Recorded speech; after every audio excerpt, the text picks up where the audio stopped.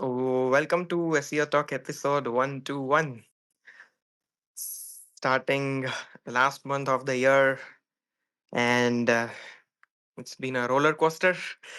Looking forward to a couple more sessions this year, but yeah, it's been a year which has been very overwhelming for all the SEO professionals out there for sure, and so we have been trying to keep up with the topics that are relevant to the updates that are coming along um, in the AI space.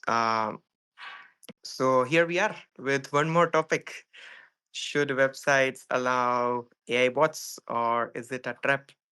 Interesting topic, and we'll try to unfold into a lot of nuances on how to go about it.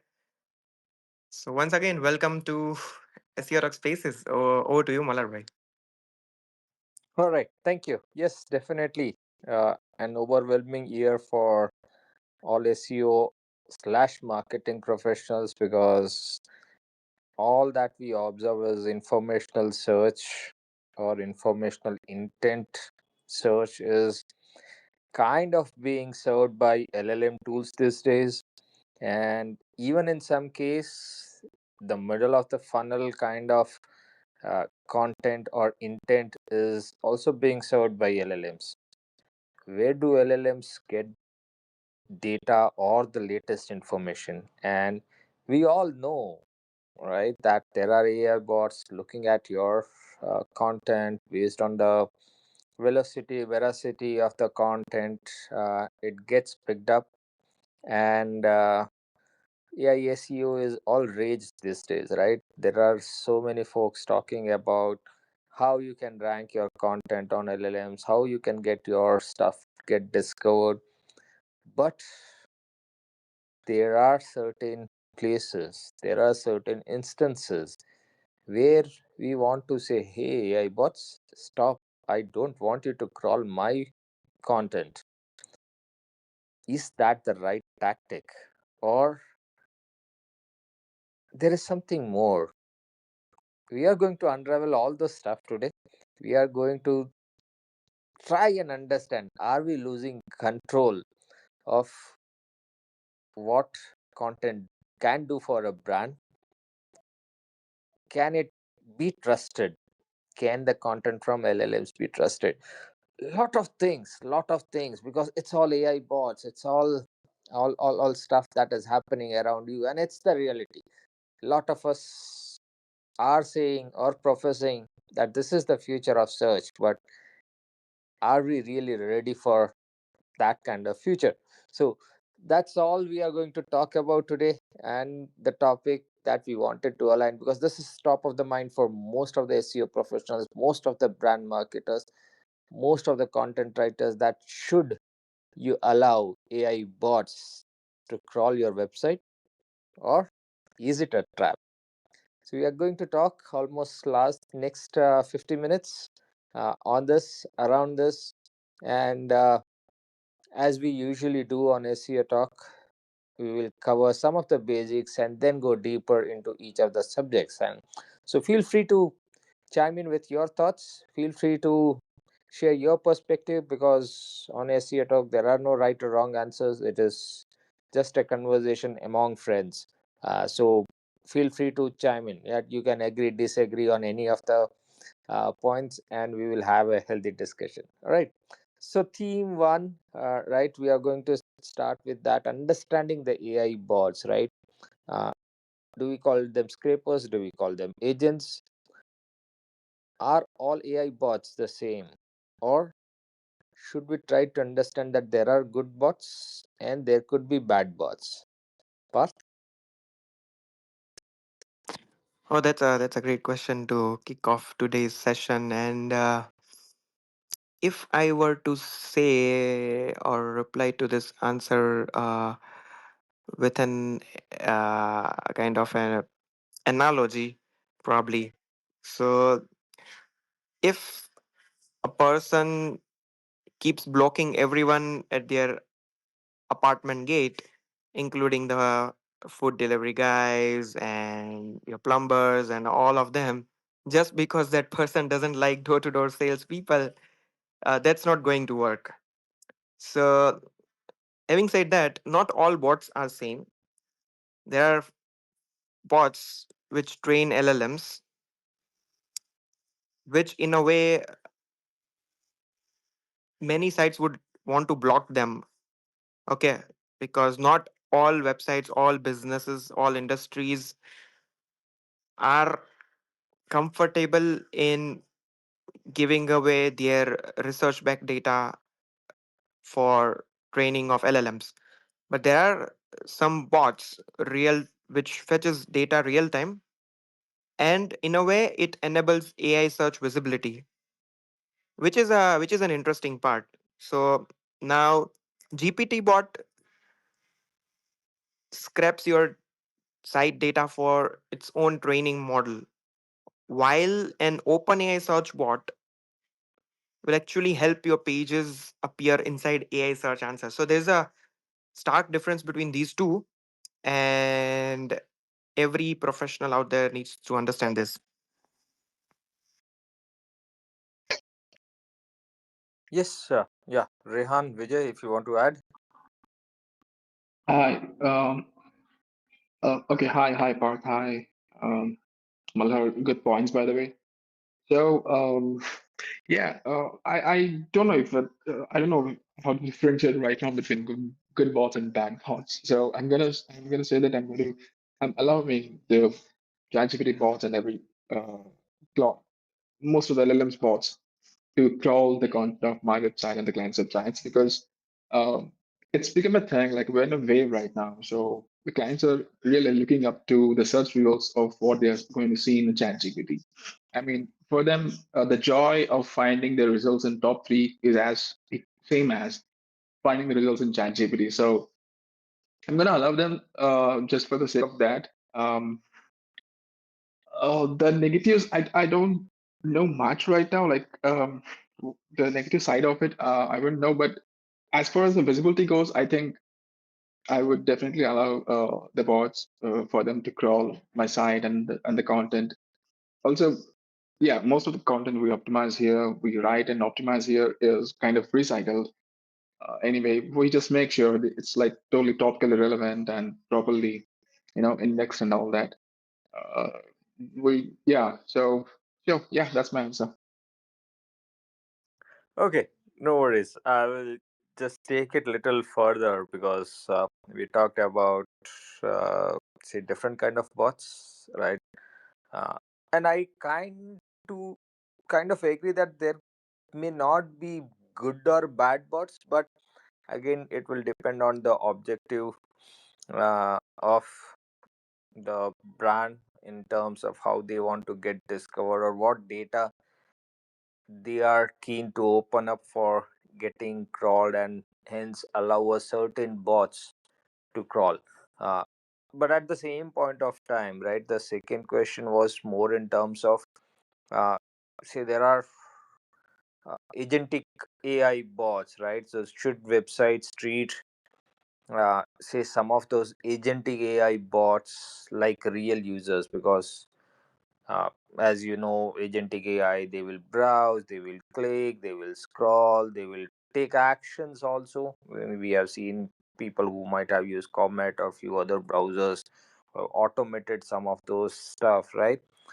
So some of those agentic AI bots do all those activities mimicking a real person.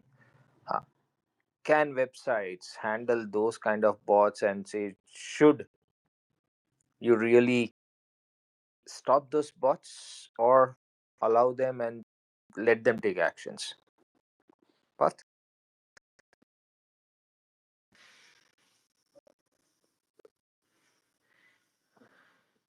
I think so. Agentic bots behave more like users than crawlers, I suppose. And for an agentic bot, like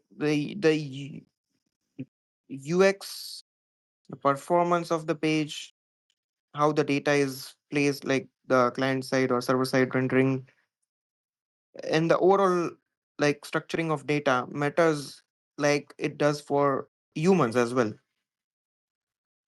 So GPT agents, if we take example of GPT agents, they can now go ahead and click buttons, scroll pages, fill forms, and think so. The e-commerce thing has also been enabled, so can also complete a limited e-commerce purchases as well. But happy to know what Rihan and Vijay has to add here. So like there are two type of crawler user agent and GPT bots. So let's say there are so many like you all aware of DeepSeeker. DeepSeeker, like from like all events perspective, we got millions of crawl requests from DeepSeeker, but uh, we got almost 100 clicks from DeepSeeker. So there is doesn't make any sense to allow DeepSeeker bot to crawl hundreds and millions of pages. Okay, and if we look at Google Otherbot, which is R&D purpose from Google. So I noticed like back in 2024 December, first time when I was like just go through our crawl log, and I found out, hey, there is one. At that time, Google have not posted anything related to Google Otherbot, and then I go to Gemini. No, it was that was time. Bard was the name for Gemini, and I asked few questions. So I got to know that okay, Google Otherbot is R&D purpose bot just to like train um, data. And next couple of week around like core update, I've found it out. Googlebot is like heavily crawl all the like money pages through this bot. So like me and my like tech team was like what we need to do, like uh, block this bot or uh, allow this bot to like few more times. And yeah, so because of this like decision, we get to rank on like so many pages in AI or you because Google. Yeah, Pathway, go ahead. Yeah, sorry to interrupt, but I had a quick question. Yes. So, how do you track these bot requests? Is it through log file analysis? And yeah, we are doing log file analysis using uh, Kibana. Kibana. Oh, okay. Cool, cool, cool. Yeah, awesome. Thanks for sharing. Yeah. So we are using like 30-minute logs and everything. But yeah, Kibana is really cool. You can if you are using you know what is this? Mm, Sorry, I forget the name. I will say it later. But yeah, using Kibana, you can create a visualized graph and so much stuff. So using Kibana, I got to know that GPT bot is crawling robot.txt file 1,000 time a day. This is crazy. Why GPT is crawling 1,000 time a day for robot.txt? That means GPT bot is not smart as much as Google bot. Oh wow, that was lovely insight. Rehan, you want And to add? yeah, Yeah. Yes, yes, Vijay. Go ahead, please. no. Go ahead. And in just week, I just found it out. GPT bot just crawled LLM.txt twice a week. So this is crazy. Does LLM.txt still matter? Because there are. Yeah, it still matters. But if you look at the comparison between robot.txt file, thousands a day compared to twice a week, this is like huge gap. You know. Absolutely, absolutely. That's what. So, yes, Parth.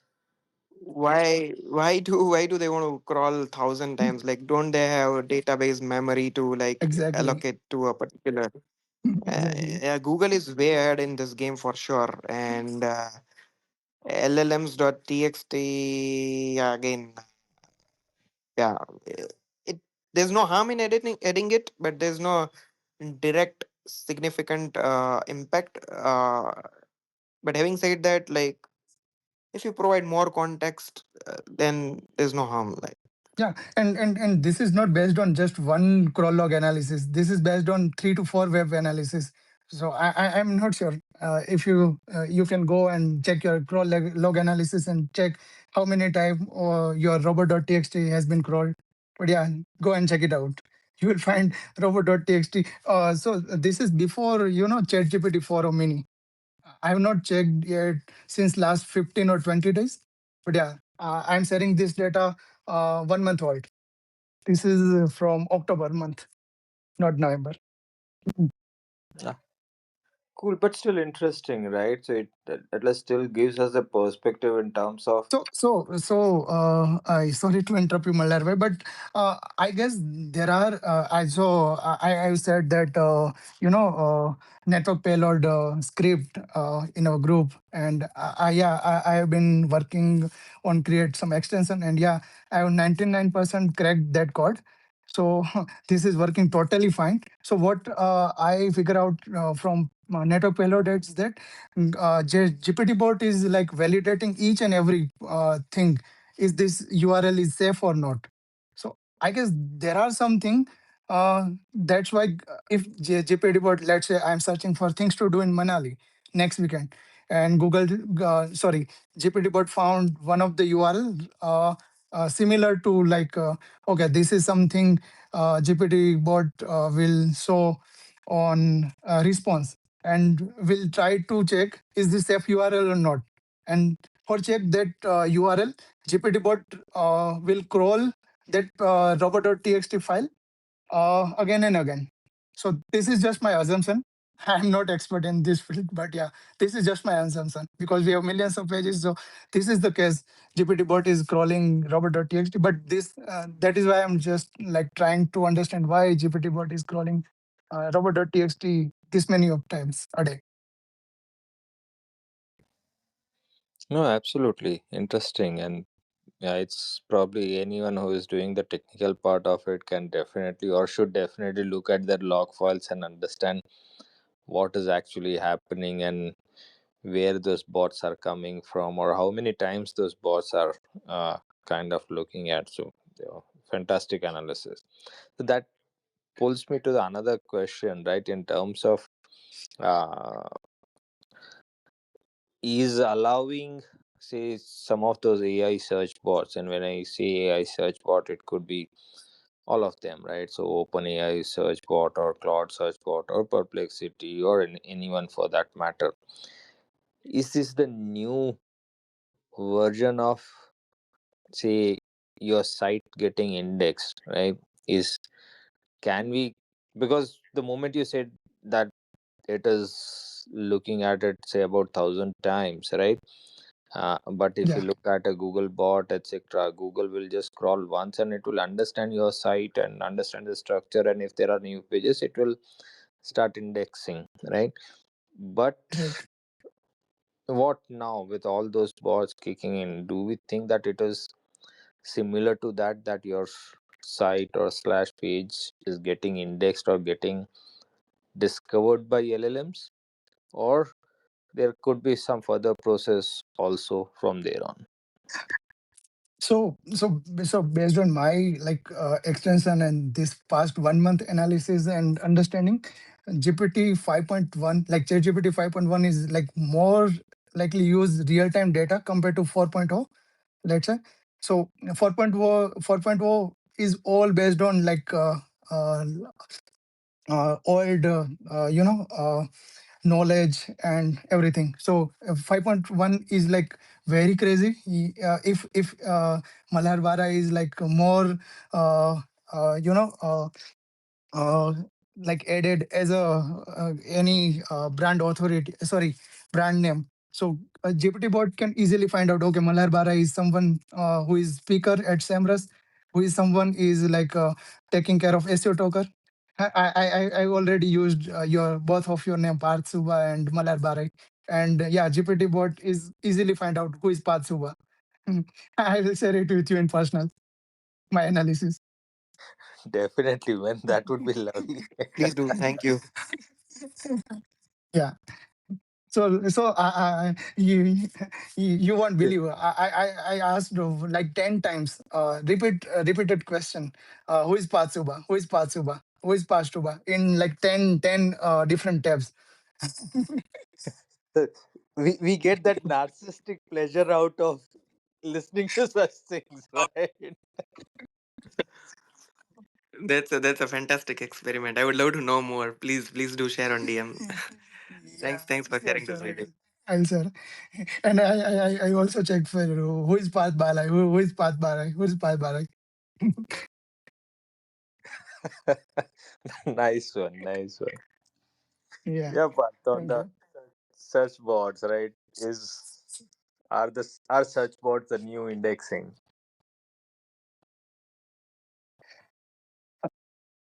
So yeah, To yeah, yes, Palvai, go ahead. No, go ahead, go ahead. Then I'll continue. No, because I'm taking so much time and this stuff. So yeah, so based on my analysis for new website and of course all events, 5.0 is taking care of more like new URLs, and yeah, I can like confidently say that 5.0 is like very much taking care of originality. So when I ask for who is Patsuba, uh, GPT-5 or 5.4 is go to Wikipedia. Someone was named for Path Singh, someone like Johan or something that. So GPT bot is like going to Wikipedia to just make sure who is Parth. Then GPT bot is going to any XYZ like reputed sources. So 5.1 is like building own knowledge graph or something like that. But yeah, so from my analysis from last previous 1 month, I can like proudly say that 5.1 is totally using real-time data compared to 4.0, which is already based on the trend data. Yes, Padvai, go ahead. Absolutely, and I'll share a quick analogy here. So early in my career, when I used to Google Parth Subha, just the name, it used to come up with that scuba diving in Perth, Australia. So Perth scuba. It used to there was no entity mapping. There were no knowledge graphs, or there were no connections between the name and the surname. But now I think so over a period of time things have evolved because of my action on public platforms, the content I post and everything. So yeah, interesting. So when I And to ask answer who to is the question. Patsuba, GPT bot crawl your recent tweet from San Diego, which was Brighton SEO. Mm-hmm. Just to confirm, you went Correct. to Mm-hmm. Brighton SEO recently. Oh, I think so. There's yeah, if you are on social media, there's no privacy for sure. But yeah, I get you. I get you. Yeah, it's scrolling. I have been a very uh I've recently turned like a year and a half ago, since start of 2024, like almost 2 years now. My passion for travel, aviation, and credit card reward systems, and all of that has, I think so. Malar Bhai would agree to it, and I have never put it anything on my profiles anywhere that. Apart from SEO, I'm also an enthusiast or passionate about these things, but it has still picked up a couple of pointers that around the things that I've been sharing on social media. So yeah, it's quite fascinating how things are evolving. And to answer the question about indexing, um, for sure, I think so. AI search is becoming an alternative discovery channel, and if we go ahead and block these AI bots, we are going to risk for not showing up in AI answers. And if we take an example of OpenAI search bot or Perplexity bot, these bots index websites to power their AI answers for sure. And it is kind of similar to how Google bot powers the search engine results page. So yeah, that's true. Yeah, but we can consider like DeepSeeker. DeepSeeker is not longer used by any like our target audience. Then why we can keep DeepSeeker like crawl our like thousands of pages if we are use website, I can say. So we can like disavow DeepSeeker, then Manus.ai. Like there are like thousands of third party websites just like Manus. Then I can say some Chinese. We can like block so many Chinese bots. Like this is based on our crawl log. Just take 1 month crawl log and figure it out. Okay, these are my 5 top crawling crawl bots, and we are not getting any traffic from DeepSeeker. Then let's block this. No, definitely. So one needs to understand all the different kind of LLMs that exist across the globe, right? It's and then decide, okay, for my audience, if my audience is not there in some of the Southeast Asian or say some of the China-based the AI tools, there's no point in getting yourself indexed or you're getting yourself crawled or whatever you call it, right? Getting yourself discovered on those platforms. So, and that kind of brings me also to the next question, because while we are talking about crawling and indexing and all those things, another term that I usually come across is also, is AI stealing your content or is it really helping you get discovered? So, it's a very subtle difference, right? Because it is using your content, it has crawled your website, the bot has gone to your website, picked up your content, and it is showing on its own platform, right? You're not getting benefit out of it because you don't get a click. So, is are LLM stealing your content or helping you? Partha, you are going to answer this question or? You can go ahead and then I'll continue. So like let's say for example, if your website is like already like flagged in recent core update, uh, uh, in a way, if you are like a big brand or something, but you are like recently got hit by any core update, so yeah, we can say Google is like using your content just for training purposes, but will not show anywhere like in web guide or in AI overview anywhere. So like based on my understanding and my experiment, Google is still using our data but not cited anywhere in AI overview. I checked. Google has used ditto like paragraph from my website, but cited some random website or some random Facebook post. Why? Because uh, Google is now like not trusting, or like there are some things. That is why Google is not citing anymore.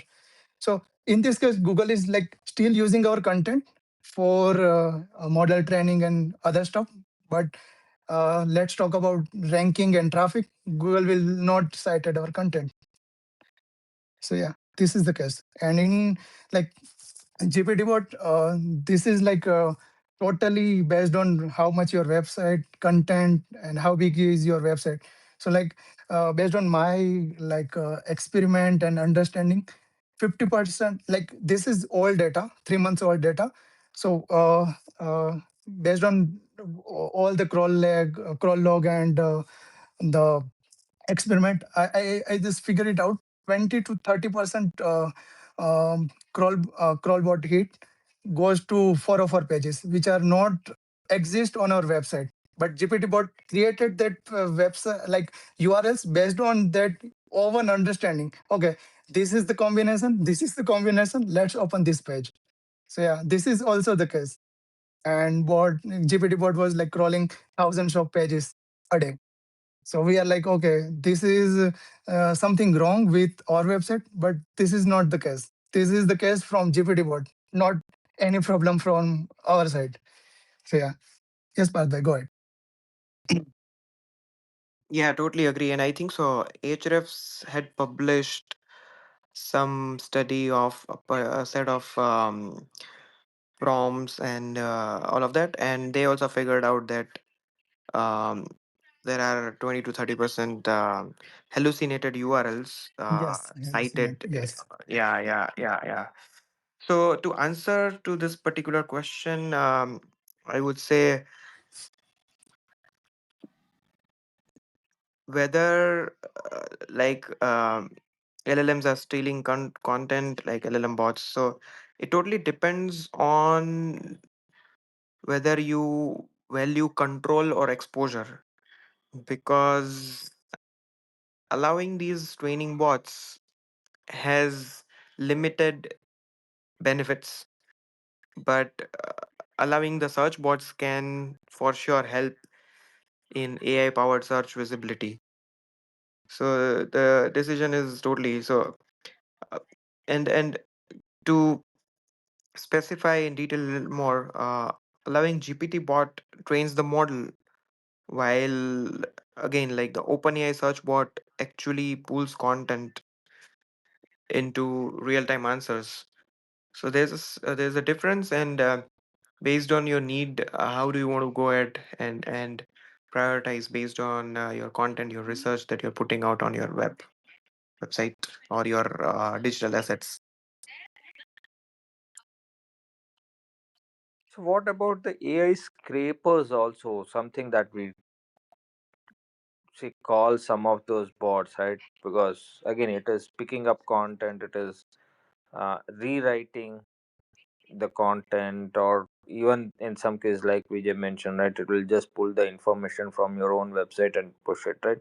So yeah, it is ideally scraping some of those content, right? So when you compare it with say something like robot.txt, uh, we are not voluntarily allowing it, right? It is just pulling up data, picking up. So what happens in that case? I think so.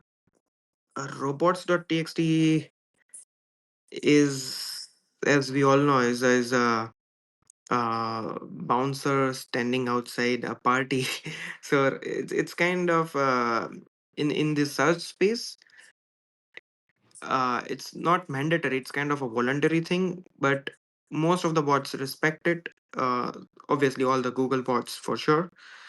Um, but there have been studies where the Twitter, the Grok, the XAI, and other Chinese model crawlers, they do not entertain these robots.txt rules, but all the bots from the Google world, like the Geminis and all of that, and the OpenAI, they generally respect the robots.txt, and that we've been observing, as Vijay also mentioned, 1,000 times a day is quite a huge number. But yeah, this is my thoughts on the robots.txt.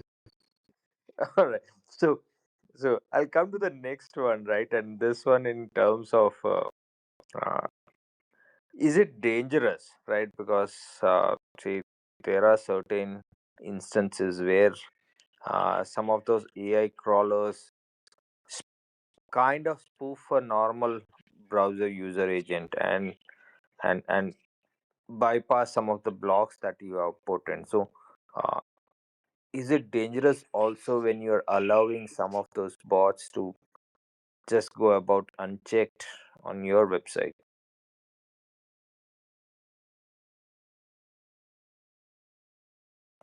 Um, I guess it's kind of a technical question, and to answer to it, to like whatever knowledge I have with respect to the implementation of CDN, or but it's kind of user agent spoofing could be a use case, and IP verification at CDN level is also very important in these scenarios for sure. as we all know, Cloudflare gave an option directly to block these bots. So uh, yeah, it is a bit technical, but it depends on your um, decision on whether to be in the control mode or the exposure mode, and then you go ahead and configure. So would it be more use case driven, right? In some cases, you may be okay with it, but in most of the cases, you may not really want the spoofing to happen. Yeah, I think so. There might be use case. An enterprise brand might have multiple different sections on the website, and they might want their support section to be crawled. They might not want their white papers or the research to be crawled. So it totally depends on use case to use case. Hey, hi Gagan. Welcome to SEO Talk after a long time. Oh, hey, Gagan. Hi. All right. Yeah. So I'll go to the next one, and because we are talking about allowing some of those bots and all those stuff, but uh, do you think that there is a happy coincidence to it in terms of the benefit is it could increase visibility in AI overviews, or also get yourself discovered in some of those agentic workflows, etc. So is that a happy coincidence, a benefit of just allowing those AI bots to have access to your website? I think so, and I am of that opinion that for sure, like if you allow these search bots to fetch your content to respond to the prompts, the questions that the users are asking, your target audience is asking, it's going to help for sure. If you block it, your brand doesn't get a chance to appear on that synthetic answer layer. And whether Perplexity or OpenAI, either of these could quote and link to your article if you allow it. So for sure, increases the visibility. But Gagan, if you Uh, want to just, yeah. yes, hello everyone after a long time.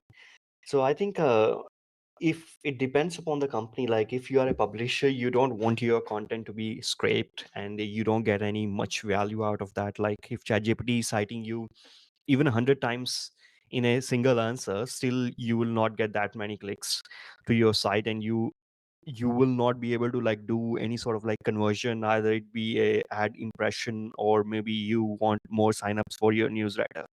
But if you're a big company and your conversion is non ad based, like you sell a service or you sell a product, then definitely like you want your brand and content to be visible everywhere, because what you are looking for is not visibility.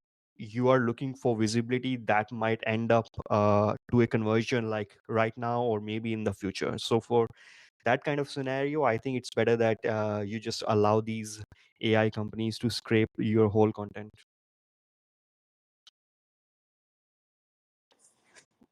Nicely put, because that aligns closely with to the next question in terms of say some of the LLMs starting to allow you to initiate shopping or do shopping uh, from their tools, right? So does it say matter equally for e-commerce brand in terms of should they allow those bots and be open to get products discovered? Because, right, I guess if I am Amazon today, I would be shit scared because there could be lot of traffic going away from me, and all the stuff being either discovered on LLMs or even executed by say agentic AI bots also, right? So what happens in those two scenarios, right? One is getting discovered, other is also allowing the bots to mimic actions and complete transactions even on your own website. Yes. Regarding that, I think recently Amazon has sent this legal notification to Perplexity, and they don't want a Comet browser to be using Amazon. So you will not be able to open Amazon.com in Comet browser and use the assistant to do the transactions. To block that, Amazon has already sent a notification to Perplexity that if you don't do that, then we will sue you. So I'm not sure like where things will end up with that, but definitely I think Amazon is more of afraid that people are going to use Comet browsers, and in that they are going to use the assistant which is native to the browser, not to Amazon. uh, of course, like Amazon also want you to do AI shopping, but they want you to use their own AI shopping chatbot, not the one from Perplexity or from Comet browser or ChatGPT. So that is what is going on. But as a brand owner, if you're doing e-commerce, then definitely I think it's just better that you allow all these companies to scrape your product pages, your collection pages, and your content, so that you get better visibility. And also, like, one more important thing that many people are not focusing on is submitting to be in the programs where you can do product feed sharing. So OpenAI, Microsoft, and have these products feed sharing programs just like we do with Google. And many brands have don't know about it yet, but you can go there, you can go to their websites, find the form and fill that in. If you're big enough brand in any country, then OpenAI will reach out to you, and of course Microsoft will also reach out to you to help you, like how exactly you can do the products feed sharing with them. But if you're a really really small brand, then the chances of them reaching out to you is way lesser. But that is something that big brands can sort of like leverage right now, that you can just do a direct partnership with them.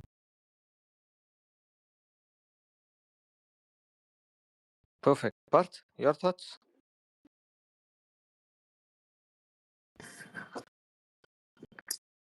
I think so. I am of an opinion that bots should be allowed for these e-commerce, like agentic bots. Um, but it should have strict guardrails, considering these bots can generate conversions for sure, but it may also trigger a lot of unintended action on your product description page, category pages, filtering.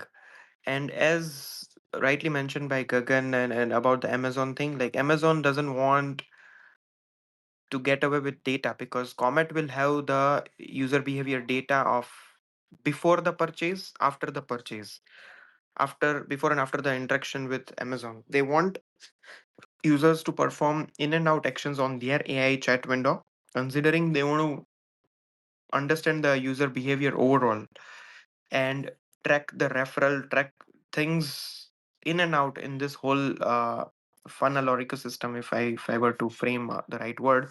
But uh yeah, that's my take. So while we were talking, I also happen to have the Comet browser open on my laptop, and I just did that, right? Opened Amazon.in, asked it to search for one of the product and add to the cart, and it was able to do it, right? So there is, at this point of time, I guess at least on Amazon.in, there is still an agentic bot access on the website, Mhm. and it is able there to do there is transaction. a Yeah. there is no blocking as of right now, but in US they have sent the Amazon have sent the legal notification to Perplexity to block it. So they have it's almost like intent to sue notification that you can send to anyone, that if you don't perform this action, then I will sue you, that kind of legal notification. So I'm not sure if they have already blocked in US or not, but the notification meant that you should block it, otherwise we will sue you in the court. So No, perfect. But again, so like I said, right? If I'm Amazon, I'm definitely scared because it is going to take away and lot of traffic, and see, all of us Mhm. know how some of those marketplaces work, right? You spend more time there, they will have their own algorithms in terms of time spent, and based on that they will have ad dollars and all those stuff coming in. So when all of that activity is going into an LLM, right, they are losing out on ad dollars, on conversion dollars, etc., on their website. So yes, as Amazon, I am scared. But like I mentioned, the future of search, or future of uh, say user journey is definitely, or will definitely have LLM, any one of the LLM central to the entire journey, right? So in that case, is it for, as a brand owner, or even if I am a marketplace, should I look at those AI bots and say, okay, dear AI bots, you are not welcome here. Do not crawl this. I'll worry about the future when I have enough traffic coming from you. But right now, because there is less traffic that you are giving me, Mhm. I am not going to allow you. So I are we think going to wait for that maturity to come in? Yeah. I think traffic as a word is going to change because the expectation will be conversion, not the traffic. So all these LLM companies and bots will try to present it as if like we are driving conversions for you, not like traffic for you. So like ChatGPT and OpenAI, there is some like online speculation where people are sharing screenshots that there might be ads coming to ChatGPT next year, early next year. So if ads are coming to ChatGPT next year, then OpenAI might just say that we will facilitate the purchase right there in the answer. Like people can just search if your product name is shown, they can just make the payment right there using Stripe, and we will send the revenue to you. In those kind of cases, OpenAI will not present their ads as if like we are going to send certain amount of traffic to your website if you pay like $100. But what they will be presenting it as is like it's going to be conversion based. Like if you want to sell your products to 100 users, this is how much you need to pay. So for 100 conversions, you will be paying this much amount, rather than it being like paying for traffic to the site. So traffic is becoming like meaningless term, I think. No, fair. But again, like, so now as a brand, right? My worry basically, and again, if I'm a marketplace brand, my basic worry is, say, to for me to be future efficient, should I allow the bots to crawl and let them take action and say, okay, because you are minimal, there is less impact on me right now, so I am allowing you to do it. But tomorrow, if I am not, if the transactions are happening on LLMs and not on my marketplace directly, right? I'm going to stop this, right? So, are we? Is there a way to future proof for a marketplace? uh, I, Again, Gagan, Parth, Vijay, yeah. it's going to be really weird scenario in early 2026, I think.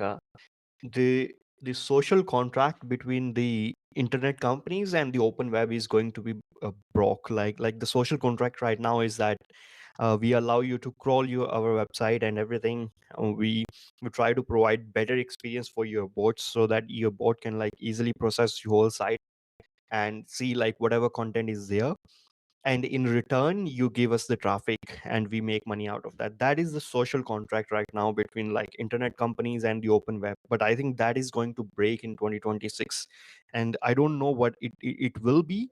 But my general recommendation is like, even if you're a marketplace, you're a publisher, or you're anyone, it's in your benefit to just allow them to do whatever they are doing right now. Scrape your content, cite your content, use your content to train their LLMs, because the impact of leaving yourself out is going to be insane. It's not like if you don't allow Google to train Gemini on your content, that means that you're not only left out from this version of Gemini, you will most likely get left out from the next version, from the next version also. And there are and over time the older versions are getting cheaper and cheaper, and the other companies who are going to use those older versions and that API to build new application, new products, you will not be showing up in that as well. So you're not only losing at the moment, you're losing in like 3 to 4 years, and all the other applications or the startups that are building in the space using those APIs. So even right now, like many people are using GPT 3.5 API for their applications because it's really really cheaper right now compared to when it was released. And for all those applications and all those search interfaces, if you did not allow GPT 3.5 to scrape your content back then when they were training, you are not right now you're not showing up in like hundreds of applications which are getting powered by GPT 3.5. So this is something that brands should be aware of. Like if there is no legal reason to block it, then just allow it.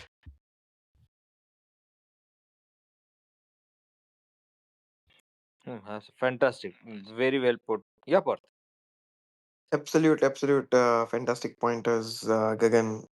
Think so shares a lot of insights and from the projects or the tools that you might be building with someone you're working off lately.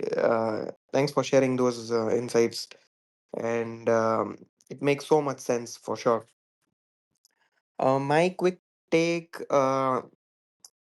training bots and user fetch bots serve completely different purpose, and considering that it requires separate allow or deny rules, and the ChatGPT user bot or the Claude user, it fetches real-time content for actual user prompts, and then it's not for training out there.